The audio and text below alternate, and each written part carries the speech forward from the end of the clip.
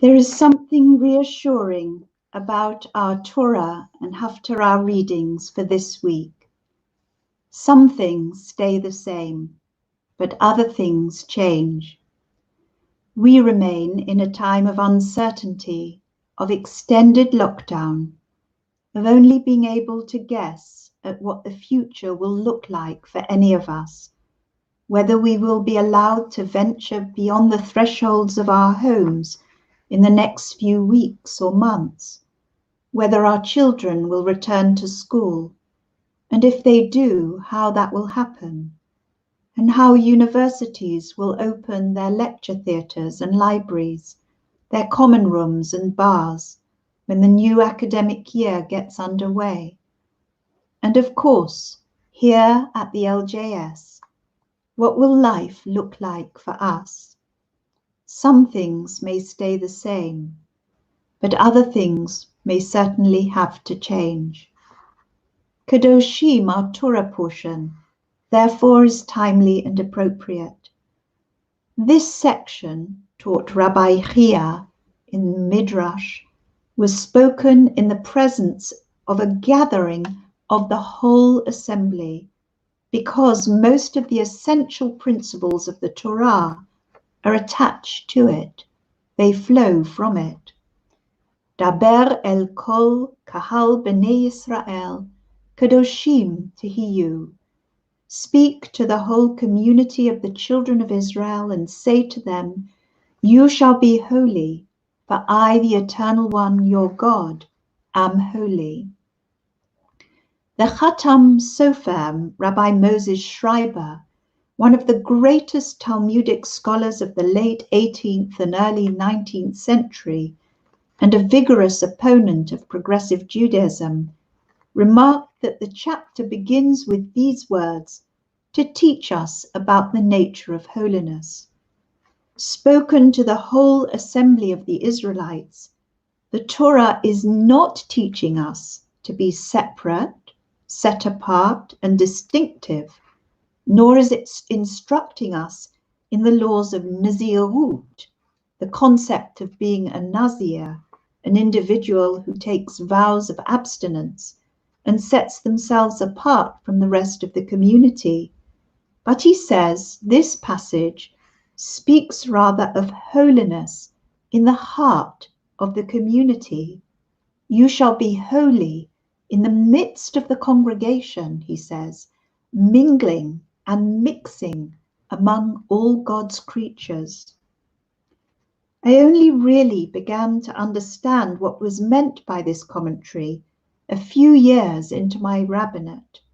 You shall be holy in the midst of the congregation, mingling and mixing among all God's creatures. As a teenager, my faith in God was really a vertical, very private relationship that concerned only God and me. It was, to some extent, about being set apart, silent, immersed in my own thoughts and prayers, in the beauty of what I saw around me. It was only later that I realized that faith could, and indeed should also be, affirmed by being among people, by serving them, by engaging with them in times of joy and sadness, and at other times in their lives.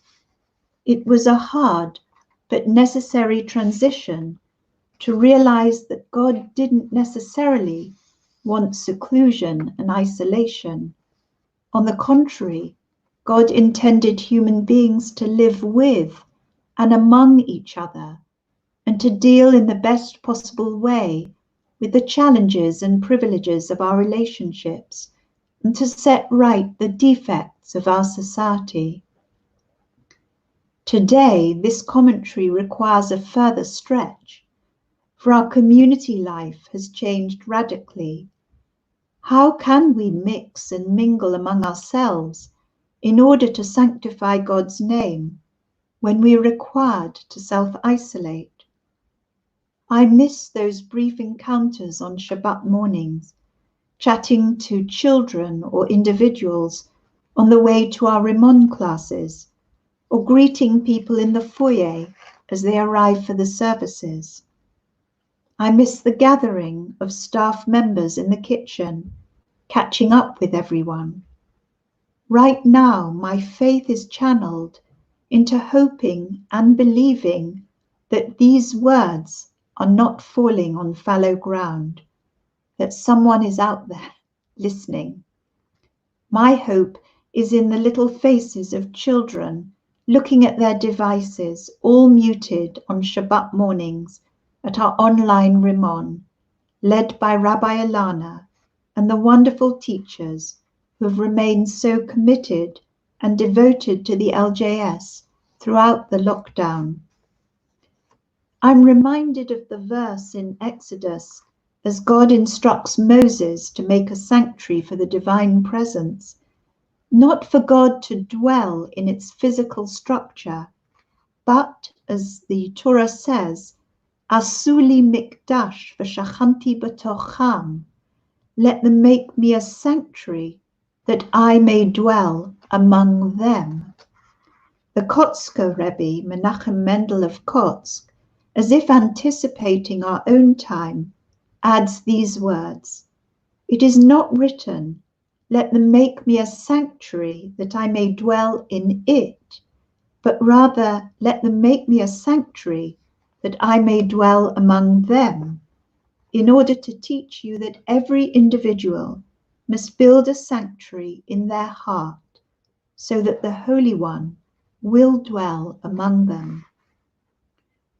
Rabbi Iyyar's commentary that most of the essential principles of the Torah are attached to this chapter of Leviticus, the Holiness Code as it's called, is followed by a statement by his near contemporary, Rabbi Levi, demonstrating that each of the 10 commandments found in Exodus and Deuteronomy are in fact included in Leviticus 19, and he equates each of the 10 with verses from the chapter that we've just read in this way that I'd like Rabbi Igor to show you on the screen now.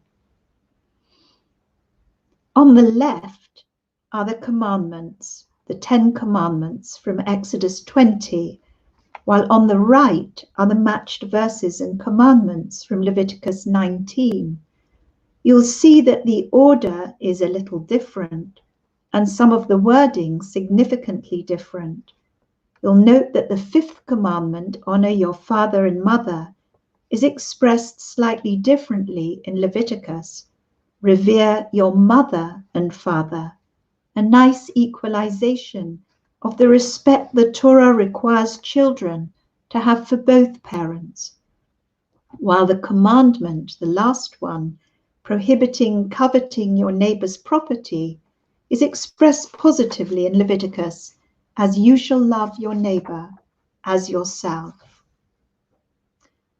While the 10 commandments can be divided into 2 sections, the first 5 governing our relationship with God, Bein Adam Lamakom, the second 5 governing our relationship with each other, Bein Adam Lechavaro, the laws in Leviticus begin with an emphasis on social welfare, the relationships between human beings, family relationships, the rights of the poor, just and fair processes in courts of law for all individuals, regardless of means, the prohibition against revenge and handling of anger, respect for the elderly, compassion for the disabled, care for the stranger, and fair practices in commerce.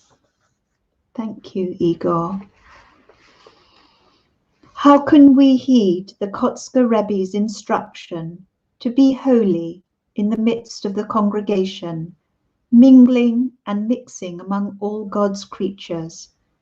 How can we live in our isolation while refining our tasks and obligations as Jews? Currently, we live secluded and separate from each other, away from the world in its rough and tumble, and we must find new ways by which we can embody the values of justice, compassion, fairness, and love. When we emerge from our isolation, we will be required to keep our distance, perhaps to cover our faces with masks, to suspect that everyone with whom we might come into contact carries the coronavirus.